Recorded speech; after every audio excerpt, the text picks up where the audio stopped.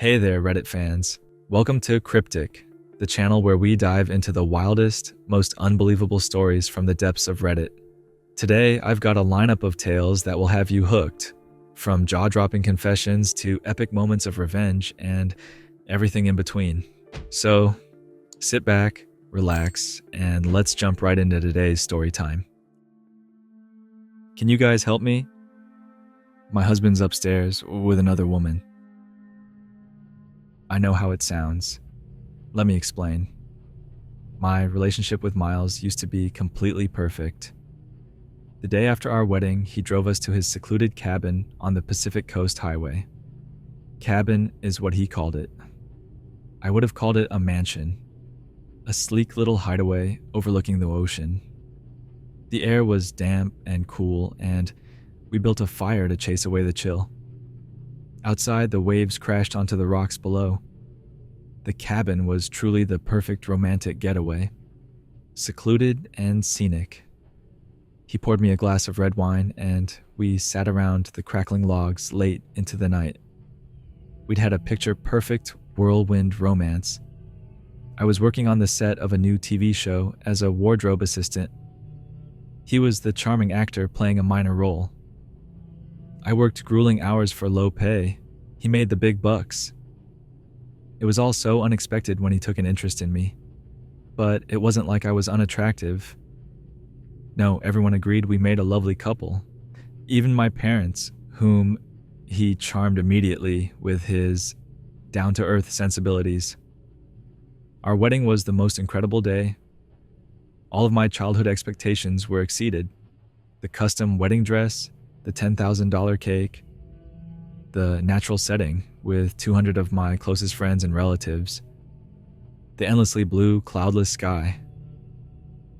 My friends all said the pictures would be gorgeous, that we were a perfect couple, that the day was something out of a fairy tale. That was the happiest day of my life. I had everything I ever wanted.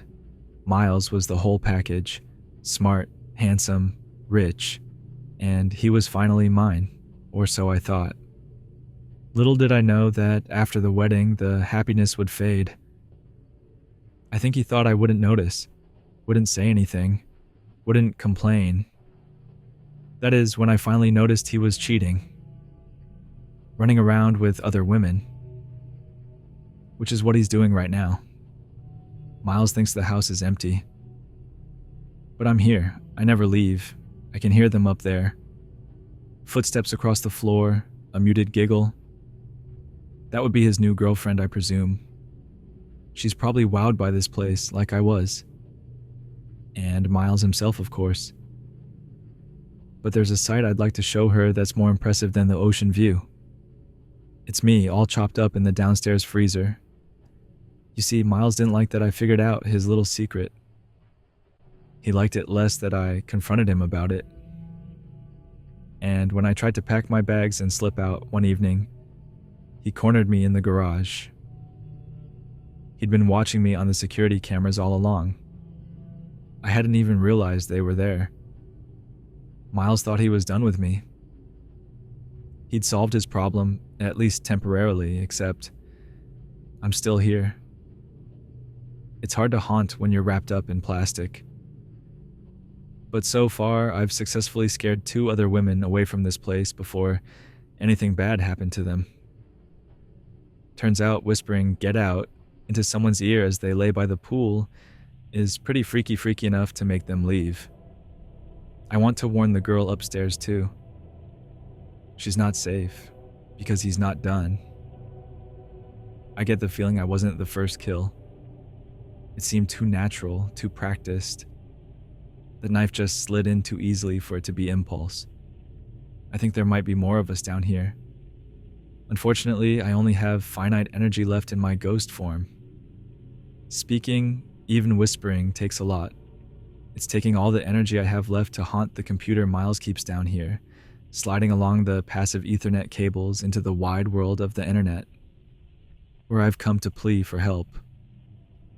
So, please, is there anyone out who could come save her?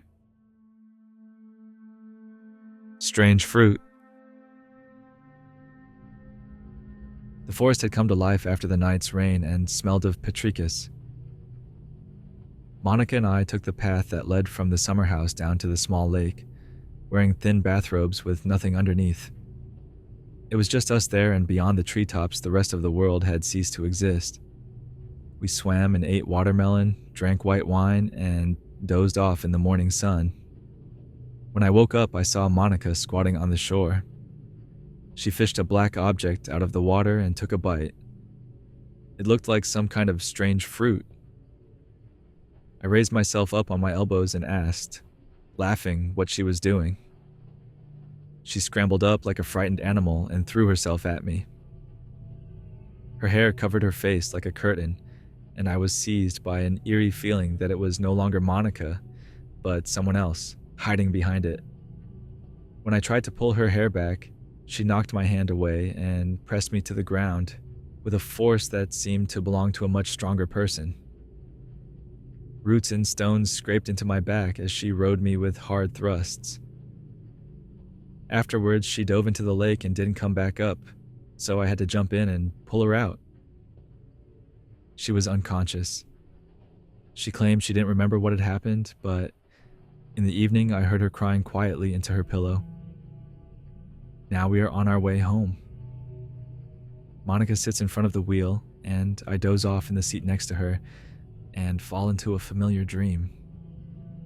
It begins as usual with me standing on a red beach, looking out over a green sea spreading out under a black sky.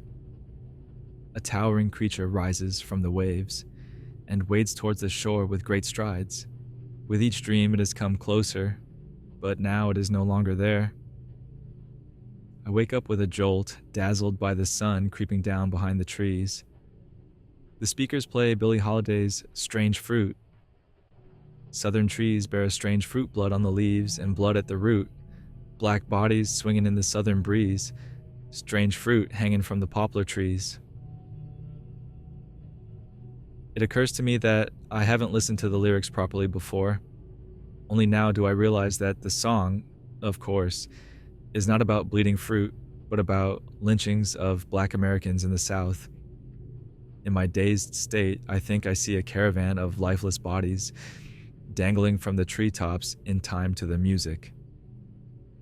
Suddenly, I see the sea creature from my dream standing barely discernible by the roadside. Its skin is covered in bark-like scales. Its body is reminiscent of a pine tree, and its arms of branches. Its face is hidden behind the treetops. I glance at Monica.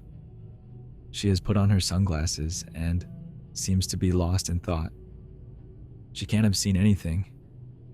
Just to be sure, I look in the rearview mirror to check that the sea creature is not following us. Of course it's not. When you wake up, the dream's inhabitants stay in the dream. They cannot escape and hide in the forest.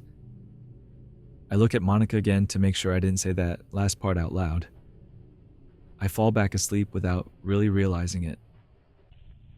Suddenly I'm standing on the red beach again, looking out over the green sea that spreads out under the black sky.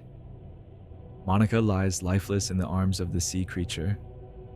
They disappear into the foaming surf while I remain motionless on the beach. When I come to, the car is parked by the roadside. Monica is kneeling in a praying position between what I first mistake for two pine trees. As I get closer, I realize it's the sea creature, or rather, an exact replica of it in wood. I ask Monica what she's doing, because by now I'm getting really worried.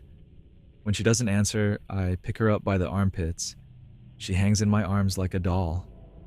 Her hair covers her face, just like it did down by the lake, and I am seized by the same feeling again, that it is not Monica, but someone else back there. This time she doesn't protest when I push her hair away. It's not someone else, but it's not Monica either. Her face no longer has any features, but is completely flat. It gives way when I press my palm against it. It's wet in there. I rummage around with my hand and grab something. When I pull my hand out, I'm holding the black fruit that Monica fished out of the lake. The statue has a niche in its chest that is exactly the same shape as the black fruit. When I place the fruit in the niche, Monica collapses into the lingonberry rice. Green water gushes out of the hole in her face, transforming the landscape. I feel the niche closing in my chest, and I can move again. I kick away the man lying lifeless in front of me and step out onto the red beach. The green seawater pleasantly cools my dry scales as I wade out under the black sky. The human woman sleeps peacefully in my arms. Soon we will be home. And that's a wrap on today's stories. I hope you enjoyed this trip down the rabbit hole of Reddit with Cryptic. If you did, make sure to smash that like button and let me know in the comments which story was your favorite. If you're new here, don't forget to subscribe and ring that notification bell so you never miss out on the next batch of crazy, funny, and jaw-dropping stories. Thanks for listening, and I'll see you in the next one. Stay curious, stay cryptic.